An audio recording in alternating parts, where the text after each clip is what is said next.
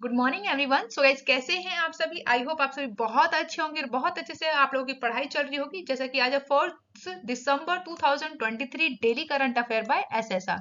सो guys, अगर आप लोग वीडियो पे नए हैं, चैनल पर नए हैं, तो वीडियो को सबसे पहले लाइक कर दीजिएगा और चैनल को सब्सक्राइब कर लीजिएगा। तो चलिए स्टार्ट करते हैं सेशन। आज का जो सेशन है वो ज्यादा इंपॉर्टेंट है और इंटरेस्टिंग भी रहेगा, बिकॉज हम के जो है आज के लेक्चर में हम लोग कवर करेंगे इंटरनेशनल, नेशनल स्पोर्ट्स न्यूज और इंपॉर्टेंट डे से रिलेटेड जितनी भी न्यूज होगी उन सभी को हम कवर करेंगे। तो चलिए स्टार्ट करते हैं। आप सभी को कमेंट बॉक्स में लिखना है जय हिंद जय भारत, और यहाँ हम सबसे पहले करने वाले हैं क्विक रिवीजन। तो कल से रिलेटेड होगा, यानी कि हमने जो है 30 नवंबर को जो भी करंट अफेयर पढ़ा था उसका जल्दी से एक बार क्विक रिवीजन कर लेते हैं। तो अभी जो है आप लोगों को पता है लाल ग्रह दिवस मनाया गया। तो कब मनाया गया है? ये आपका मनाया गया है 28 नवंबर को। वहीं केंद्र सरकार ने काशी तमिल संगम के किस चरण के कार्यक्रम की घोषणा की गई है? तो याद रखिएगा, द्वितीय चरण की घोषणा की गई है, जो कि काशी तमिल संगम है। इसका काम क्या है, इसको बेसिकली क्यों शुरू किया गया है केंद्र सरकार के द्वारा? ताकि जो काशी और जो तमिल यानी नॉर्थ से ईस्ट को किस प्रकार से जोड़ा जाए, उनकी संस्कृति को। तो इसीलिए जो है इस बोल सकते हैं कि इस कार्यक्रम की शुरुआत की गई है। वहीं किसे जो है अबू धाबी ग्रैंड प्रिक्स जीता है, किसके द्वारा जीता गया है? तो याद रखिएगा, मैक्स वेस्टरपन के द्वारा जो है अबू धाबी ग्रैंड प्रिक्स 2023 जीत लिया गया है। वहीं अभी हाल ही में PRSI राष्ट्रीय पुरस्कार से किसे सम्मानित किया गया है? तो इनका नाम है सुगंधित सुंदर राज, जिनको जो है अभी हाल ही में PRSI राष्ट्रीय पुरस्कार से सम्मानित किया गया है। वहीं भारतीय मूल के पूर्व सांसद जिनका नाम है देव शर्मा, इन्हें जो है किस देश की सीनेट सीट को इनके द्वारा जीता गया है? तो ऑस्ट्रेलिया के बोल सकते हैं कि सीनेट सीट इन्हें मिल गई है। इनका नाम है देव शर्मा।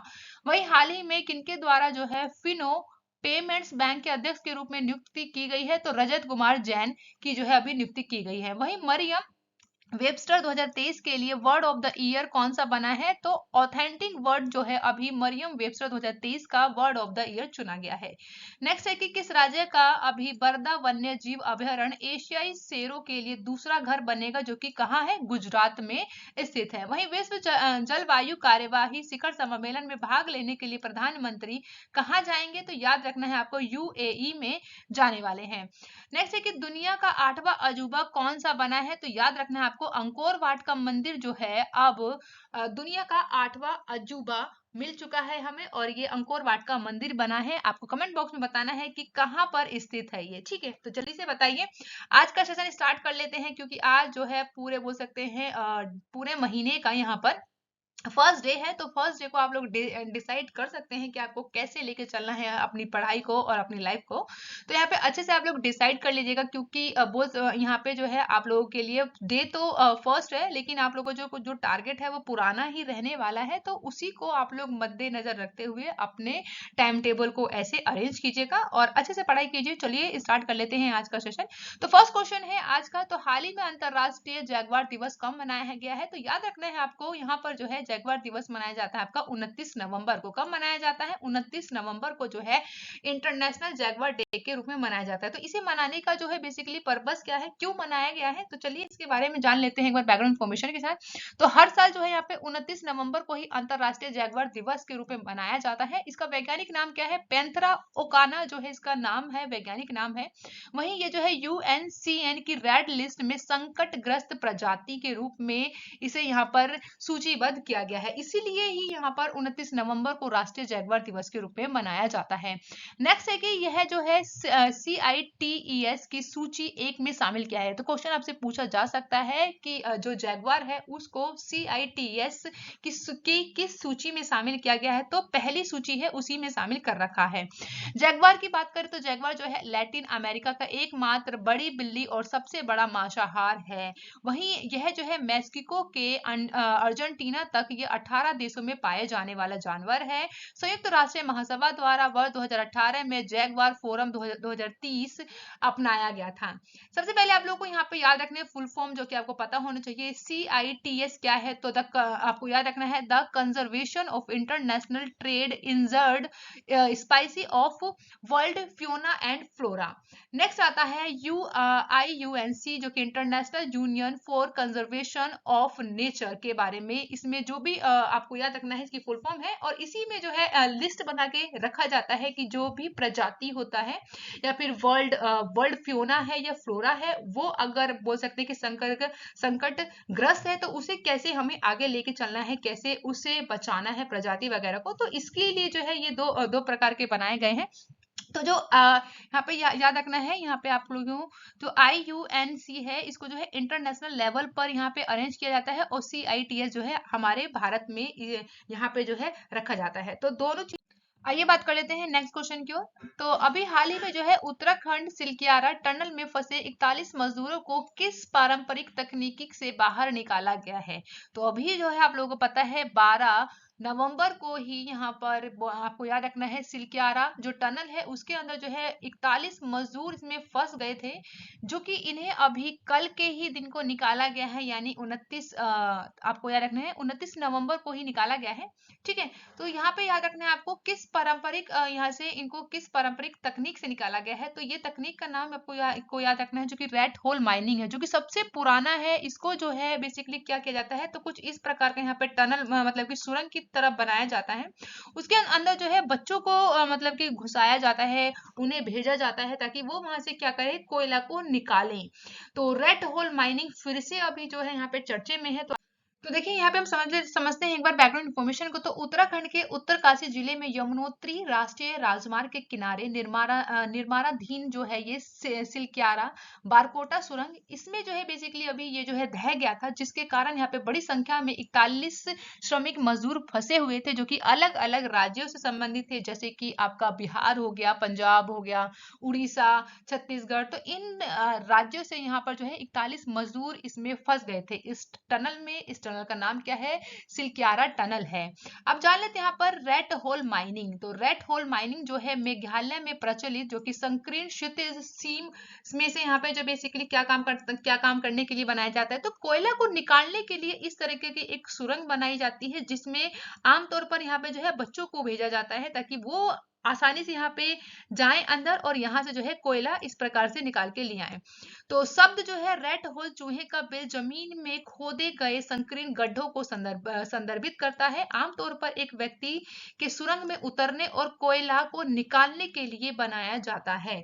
तो याद रखना है रेड होल माइनिंग क्या है। समझ में आया ना? कोई आप लोगों को डाउट हो तो आप मुझसे कमेंट बॉक्स में पूछ सकते हैं। अगर आप लोगों ने वीडियो को अब तक लाइक नहीं किया तो सबसे पहले वीडियो को लाइक कर दिए। देखिए वीडियो को लाइक करने से जो है यूट्यूब को भी पता चलता है कि जो वीडियो है वो किस तरीके की है, और उन लोगों के लिए भी मतलब ये होता है कि फीडबैक मिल जाता है, और इससे मुझे बहुत ज्यादा मोटिवेशन मिलता है कि आप लोगों को वीडियो पसंद आ रही है।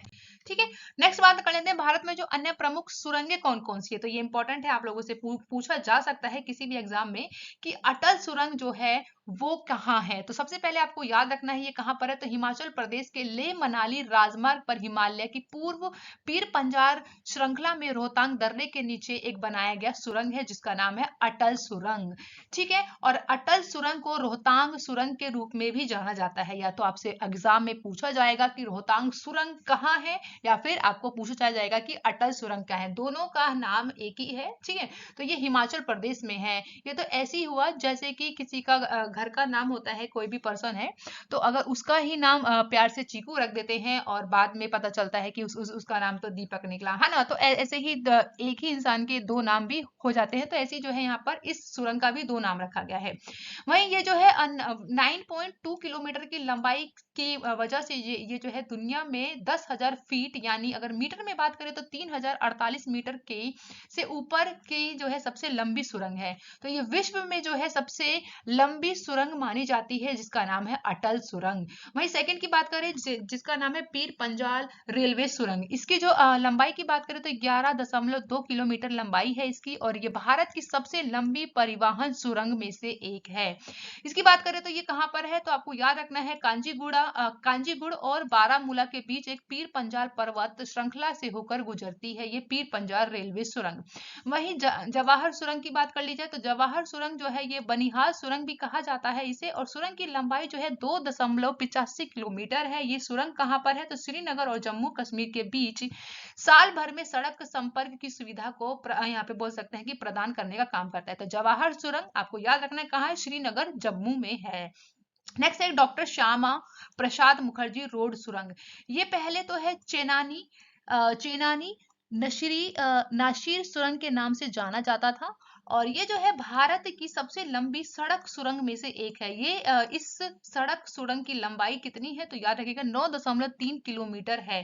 तो आपको मैंने आप लोगों को बता दिया कि कौन कौन से और हमारे यहाँ पर सुरंग बनाए गए हैं। तो और पूरे विश्व के लिए भी इंपॉर्टेंट है, क्योंकि जो यहाँ पे अटल सुरंग है ये दुनिया में सबसे ऊपर स्थित सुरंग है। ठीक है, तो इन सभी के बारे में हम लोगों ने बात कर लिया है। आगे बात कर लेते हैं नेक्स्ट क्वेश्चन जो कि है थर्ड। हाल ही में बंगाल की खाड़ी में चक्रवात माइकोंग का नामकरण किस देश के द्वारा किया गया है? तो किसके द्वारा किया गया है, तो याद रखिएगा म्यांमार के द्वारा किया गया है। तो ऑप्शन ए बिल्कुल करेक्ट है।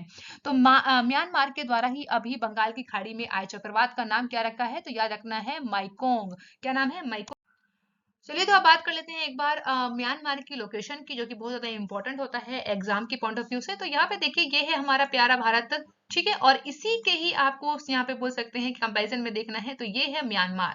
ठीक है, तो म्यांमार देखिए, ये यहाँ पे आप लोगों को शो कर रहा होगा, तो ये है म्यांमार। तो म्यांमार की लोकेशन अच्छे से देख लीजिएगा, ताकि आप लोगों को पता रहे। और आपसे पूछा जा सकता है कि म्यांमार जो है उत्तर पूर्व के कितने राज्य जो है म्यांमार से यहाँ पर सीमा को साझा करते हैं। तो मिजोरम है, मणिपुर है, नागालैंड है और अरुणाचल प्रदेश है। अरुणाचल प्रदेश जो है वो म्यांमार से सबसे ज्यादा सीमा को साझा करता है। ठीक है, तो आप लोगों को इसके बारे में याद रखना है, क्योंकि बेसिक है, इंपॉर्टेंट है। अब आपको यहाँ पे याद रखना है कि मुद्रा क्या है, तो म्यांमार क्यात जो है इसकी मुद्रा है, और राजधानी क्या है, नेपिडा जो है इसकी राजधानी है। वहीं अगर हम बात करें कि म्यांमार के उत्तर में कौन सा देश आता है, तो इंटरनेशनल बाउंड्री की बात करें तो चाइना जो है इसमें उत्तर दिशा में आता है यहाँ पर।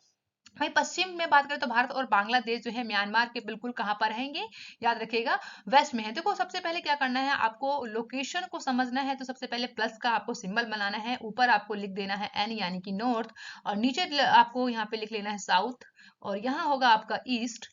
ठीक है, जैसे कि यहाँ हम बात कर ले, ये है आपका ईस्ट और यहाँ पर आता है आपका वेस्ट। ठीक है, तो इसके आपको जो हम लोगों ने यहाँ पे लोकेशन यहाँ पे ड्रॉ कर लिया है, ये है हमारी 4 डायरेक्शन। इसी के अकॉर्डिंग आप लोगों को देखना है। नॉर्थ पे कौन है, चाइना आता है। और हमारे वेस्ट बात करें अगर म्यांमार के जो है वेस्ट में कौन सी कंट्री आती है, तो बांग्लादेश आता है, और यहाँ पर आप लोग देख पाएंगे भारत आता है। साथ ही आप लोगों को देखना है हिंद महासागर जो है दक्षिण व पूर्व दिशा में है, और थाईलैंड और लाओस देश भी स्थित है यहाँ पर। अगर आप लोग थोड़ा सा और आगे देखेंगे वर्ल्ड मैप में, तो वो आप लोगों को यहाँ पे लोकेशन में अच्छे से दिखाई देगा।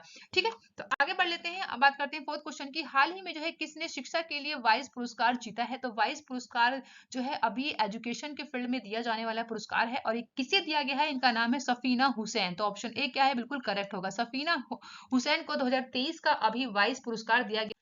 आपको याद रखना है जो कि वाइस पुरस्कार जो है वो अंतरराष्ट्रीय पुरस्कार है, जो कि शिक्षा के क्षेत्र में अगर कोई भी व्यक्ति अच्छा कार्य करता है, कोई अच्छा मतलब बोल सकते हैं योगदान देता है शिक्षा के क्षेत्र में, उसी व्यक्ति को दिया जाता है वाइस पुरस्कार। ठीक है, और वाइस पुरस्कार जो है एक अंतरराष्ट्रीय मंच है, जो कि शिक्षा क्षेत्र में नवाचार को बढ़ावा देने के लिए जो भी व्यक्ति काम करेगा उसी को ये बोल सकते हैं कि वाइस पुरस्कार दिया जाता है। वहीं एजुकेट गर्ल्स ने राजस्थान, उत्तर प्रदेश, मध्य प्रदेश, बिहार जैसे राज्यों में व्यापक दृष्टिकोण के माध्यम से नामांकन के लिए 14 लाख से अधिक बालिकाओं को प्रेरित किया है, और 19 लाख से अधिक विद्यार्थियों को यहाँ पर जो है शिक्षा प्राप्त कराई गई है। तो इसीलिए जो है यहाँ पर सफीना हुसैन को जो है वाइस पुरस्कार से सम्मानित किया गया है। तो ये जो है किसके द्वारा दिया जाता है, तो कतार फाउंडेशन के द्वारा जो है वाइस पुरस्कार सम्मानित किया जाता है हर साल किसी भी व्यक्ति को जो कि शिक्षा के क्षेत्र में जो अच्छा कार्य करते हैं उन्हीं को दिया जाता है। मैंने जैसे कि अभी बताया है। तो भारत में शिक्षा के क्षेत्र में जो लैंगिक अंतर को कम करने के लिए सफीना को जो है प्रतिबद्धता को दर्शाया गया है। इनके द्वारा जो है भारत में शिक्षा को लेकर यानी कि बोल सकते हैं कि यहाँ पर जो है जो आप लोगों को पता है कि हमारे यहाँ की जो सोच है कि बॉयज को पढ़ाना है, गर्ल्स को नहीं पढ़ाना है, सिर्फ लड़कों को ही पढ़ाया जाएगा, तो ऐसा जो है अब बहुत कम होता है। अब तो जो है दोनों को ही इक्वल देखा जाता है, लेकिन कहीं कहीं स्थिति जो है अब भी वैसी बनी हुई है। तो इसी को ध्यान में रखते हुए सफीना के द्वारा जो है भारत में शिक्षा के क्षेत्र में लैंगिक अंतर को कम करने का काम किया गया है, इसीलिए जो है वाइस पुरस्कार दिया गया है। वहीं आपको याद रखना है सफीना को जो है 2017 में नीति आयोग के द्वारा विमन ट्रांसफॉर्मिंग इंडिया अवार्ड से भी नवाजा गया है। वहीं 2016 में NDTV L oral Paris woman of worth award से भी यहाँ पर सम्मानित किया गया है। तो इनको जो है और भी अन्य पुरस्कार दिए गए हैं और वाइस पुरस्कार 2018 में भी इन्हें सम्मानित किया गया था। तो इंपॉर्टेंट है, आपको याद रखना है पर्टिकुलर किस व्यक्ति को दिया जाता है और क्यों दिया जाता है। नेक्स्ट क्वेश्चन है फिफ्थ, हाल ही में जो है किस देश ने जो है भारतीय नागरिकों को वीजा मुक्त प्रवेश की अनुमति दी गई है? तो ये काम किया गया है मलेशिया के द्वारा। तो ऑप्शन यहाँ पे ए बिल्कुल करेक्ट होगा। तो मलेशिया ने जो है अभी श्रीलंका के भी ने भी अभी बेसिकली क्या क्या किया है कि उनके द्वारा भी जो है अभी भारत के नागरिकों को वीजा मुक्त प्रवेश की अनुमति दी है। तो इसी को ही अभी ध्यान में रखते हुए मलेशिया ने भी भारतीय नागरिकों को वीजा मुक्त प्रवेश की सुविधा देने की बात कही है। क्यों किया जाता है ऐसा? तो याद रखना है, इसलिए किया जाता है ताकि वहां पे जो है पर्यटन स्थल जो भी पर्यटन स्थल है जो कि पर्यटक आए वहां पर, तो उनको जो है वहां पर उनको आने में सुविधा हो और वहां पे ज्यादा से ज्यादा जो है पर्यटक आए, इसीलिए जो है वीजा मुक्त प्रवेश की सुविधा दी जाती है। अदर तो देखिए यहाँ पे आपको याद रखना है मलेशिया जो है दक्षिण पूर्व एशिया में स्थित एक उष्णकटिबंधीय देश है जो कि मलय सागर को दो भागों में विभाजित करता है। क्वेश्चन आपसे पूछा जाए कि मलय सागर को कौन सा देश जो है दो भागों में विभाजित करता है, तो मलेशिया के द्वारा जो है मलय सागर को दो भागों में विभाजित किया जाता है। वहीं मलय सागर प्रायद्वीप पर स्थित मुख्य भूमि के पश्चिम तट पर मलक्का जल डमरू और इसके पूर्व तट पर जो है आपका मलय सागर स्थित है। देश का दूसरा हिस्सा जो है कभी कभी पूर्व मलेशिया के नाम से भी जाना जाता है ये। और मलेशिया की राजधानी क्या है? तो कुआलमपुर जो है मलेशिया की राजधानी है। और मलेशिया की मुद्रा की बात करें तो मलेशियाई रिंगित जो है इसकी मुद्रा का। तो बात कर लेते हैं यहाँ पर हम लोग मैप में भी लोकेशन के अकॉर्डिंग समझ लेते हैं यहाँ पर कि क्या है मलेशिया की लोकेशन। तो ये देखिए मलेशिया है और इंडिया क्या है हमारा, तो ये है प्यारा भारत हमारा। तो इसके आपको हम बोल सकते हैं अकॉर्डिंग देखना है लोकेशन हमेशा, तो मलेशिया और ये है हमारा प्यारा भारत। ठीक है, तो यहाँ पे देखिएगा सबसे पहले आप लोगों को ऊपर देखना है, नॉर्थ में क्या है आपका आर्टिक ओशन है, आप लोग यहाँ पे देखेंगे साउथ में तो इंडियन ओशन है और यहाँ पर आप लोग देखेंगे ईस्ट में तो ये पैसिफिक ओशन है। यहाँ पे देखिए इसी को बोला जाता है, आप लोगों को याद रखना है मलेशिया को जो है पूर्व मलेशिया के नाम से भी जाना जाता है। और यहाँ पे देखिएगा ये जो है मलेशिया यहाँ पे आप लोगों को दो भागों में दिखाई देगा, तो ये वाला साइड और ये वाला साइड दोनों ही मलेशिया है और इस साइड को हम क्या बुलाते हैं? पूर्व मलेशिया के नाम से भी जानते हैं। तो ये रही लोकेशन की बात। अब यहाँ पे इस वाले मैप में आप लोग देख लीजिएगा मलेशिया, तो ये देखिए मलेशिया। तो मलेशिया के साथ देख लेते हैं अदर कौन कौन सी कंट्री जो है यहाँ पर बॉर्डर को साझा करती है। तो याद रखिएगा सबसे छोटा देश मैं आप लोगों को दिखा दूं यहाँ पर, तो कलर चेंज कर लेते हैं पेन का। तो ये देखिएगा सबसे जो छोटा देश आता है यहाँ पे ब्रुनोई जो है मलेशिया से लगा हुआ एक कंट्री है। ठीक है, तो ये देखा आपने ब्रुनोई है और यहाँ हमने देख लिया मलेशिया।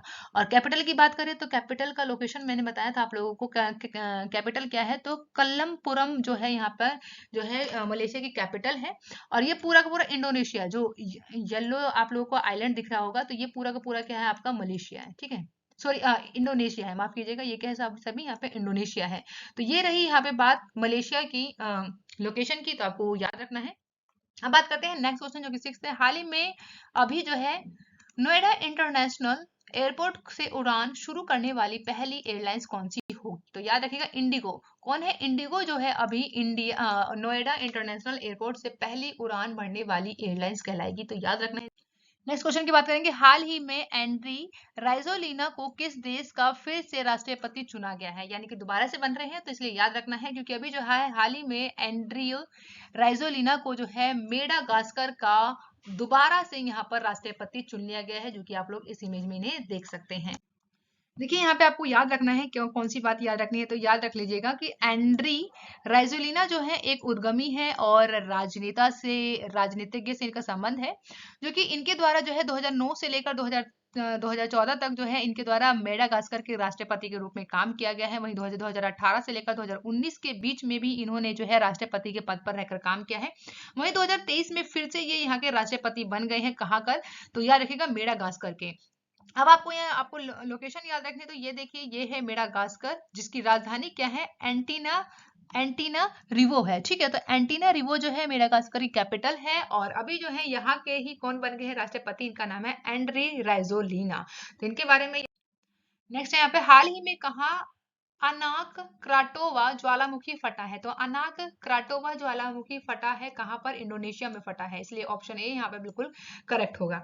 आइए समझते हैं इसके बैकग्राउंड फॉर्मेशन को। तो अनाक क्राकाटोवा जो है ज्वालामुखी के बारे में समझ लेते हैं। ये ज्वालामुखी जो है इंडोनेशिया के सुंडा सुंडा जल डमरू मध्य में एक मुख्य जावा और सुमात्रा द्वीप के बीच में स्थित है, जो कि आप लोग देख पाएंगे यहाँ पर है। ठीक है, ये है इसकी लोकेशन, जो कहाँ पर है? जावा और सुमात्रा जो कि द्वीप है इंडोनेशिया के, इसके बीच में ये यहाँ पर स्थित है।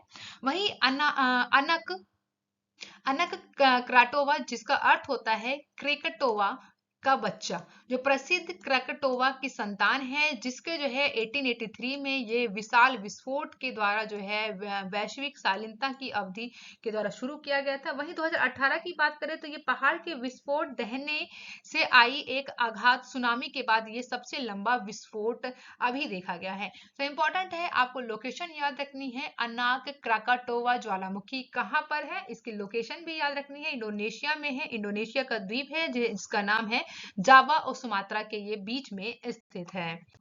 नेक्स्ट क्वेश्चन है, हाल ही में एशिया के सबसे बड़े ओपन ईयर वार्षिक व्यापार मेले बाली यात्रा का उद्घाटन कहाँ हुआ है? तो याद रखना है कहाँ किया गया है, ये किया गया है आपका उड़ीसा में। तो उड़ीसा यहाँ पे बिल्कुल करेक्ट ऑप्शन है। तो बाली यात्रा की शुरुआत कहाँ किया गया है? तो उड़ीसा में किया गया है। तो हाल ही में जो है एशिया का सबसे बड़ा वार्षिक ओपन ईयर व्यापार मेला है, जिसका नाम है बालिया यात्रा। तो बालिया भी बोलते हैं इसे और बलिया भी लिखा हुआ है। ठीक है, तो इसमें कोई आपको इतना ध्यान देने वाली बात नहीं है। तो कटक बलिया यात्रा 2023 इसका पूरा नाम है, या फिर बाली भी याद रख सकते हैं। ठीक है, इस अगर बात करें तो ये व्यापार जो है कहाँ पर हो रहा है, तो याद रखिएगा उड़ीसा के कटक में इसकी शुरुआत की गई है। महोत्सव का जो उद्घाटन है वित्त मंत्री विक्रम केसरी अरुखा के द्वारा किया गया है। वहीं जिला सांस्कृतिक परिषद ने जो है अपनी वार्षिक स्मारक के रूप में कटक बलिया यात्रा 2023 को जारी कर दिया है। उड़ीसा ग्रामीण विकास और विपणन सोसाइटी के द्वारा इसका आयोजन किया जा रहा है। इसमें जो है उड़ीसा के विभिन्न जिलों और अन्य राज्यों के अन्य जातीय उत्पादकों का प्रदर्शन किया जाएगा। इसमें जो है राज्यों में दिल्ली, हरियाणा, पंजाब, राजस्थान, मणिपुर, त्रिपुरा और पश्चिम बंगाल शामिल होंगे। अगर हम बात करें ओडिशा की राजधानी क्या है, तो भुवनेश्वर जो है इसकी कैपिटल है। मुख्यमंत्री कौन है? तो नवीन पटनायक जो है यहाँ पर मुख्यमंत्री हैं। और इनके साथ आपको याद रखना है यहाँ के गवर्नर कौन है। तो राज्यपाल की बात करें तो इनका नाम है रघुबर दास, यहाँ के कौन है? गवर्नर है। तो उड़ीसा के बारे में बेसिक बातें हैं, आपको याद रखना है। नेक्स्ट क्वेश्चन है 10, हाल ही में भारत की सबसे बड़ी सेकुलर रेलवे कब बनेगी? तो कहाँ बनेगी ये आपको याद रखना है, कहाँ बनेगी। ठीक है, क्वेश्चन का मतलब ये है, तो जो याद रखिएगा बेंगलुरु में बनने जा रही। तो ऑप्शन ए यहाँ पे क्या है? बिल्कुल करेक्ट है। तो बेंगलुरु में जो है यहाँ पर 287 किलोमीटर की लंबी सेकुलर रेलवे स्टेशन की स्थापना की योजना बनाई जा रही है। और जहां पर इसका लक्ष्य जो है संभावित रूप से चेन्नई के 235.5 किलोमीटर के लंबे सर्कुलर रेलवे को पछाड़कर ये देश का सबसे उपनगरीय नेटवर्क बनाने की योजना बनाई है। वहीं बेंगलुरु के सेकुलर रेलवे को वरीयता और संरेखन अध्ययन के लिए यहाँ पर 7 करोड़ रुपए आवंटन भी किए गए हैं। तो याद रखना है, भारत का सबसे बड़ा सर्कुलर रेलवे कब बनेगी और कहाँ बनेगी? तो ये बनेगी आपका बेंगलुरु में। अब बात कर लेते हैं क्वेश्चन ऑफ द डे का। तो हाल ही में दुनिया का 8वां अजूबा कौन बना है? यानी कि 7 अजूबे होते थे, तो जो जल्दी से आप लोगों को 7 के 7 जो हमारे बोल सकते हैं कि वंडर ऑफ द वर्ल्ड है, उनको कमेंट बॉक्स में आपको लिखना है ताकि आपको याद हो जाए। और अभी जो हाल ही में जो बना है हमारा 8वां अजूबा, उसको कमेंट बॉक्स में आपको आंसर करके बताना है। नेक्स्ट है कि लास्ट वीडियो मैंने आप लोगों से क्वेश्चन पूछा था, तो हाल ही में चर्चे में रहा कंबाला दौड़ किस राज्य से संबंधित है? तो ऑप्शन ए यहाँ पे करेक्ट है, यानी कर्नाटक से संबंधित है। Thank you for watching guys, मिलते हैं नेक्स्ट वीडियो में। जब तक आप लोग अपना ध्यान रखिए, खुश रहिए, सुरक्षित रहिए और अच्छे से पढ़ाई कीजिएगा। और वीडियो को लाइक एंड चैनल को सब्सक्राइब करना नहीं भूलिएगा। और वीडियो को ज्यादा से ज्यादा शेयर कीजिए ताकि मुझे भी मोटिवेशन मिले और मैं आप लोगों के लिए ऐसे ही डेली करंट अफेयर बनाती रहूँ। Bye bye guys and take care.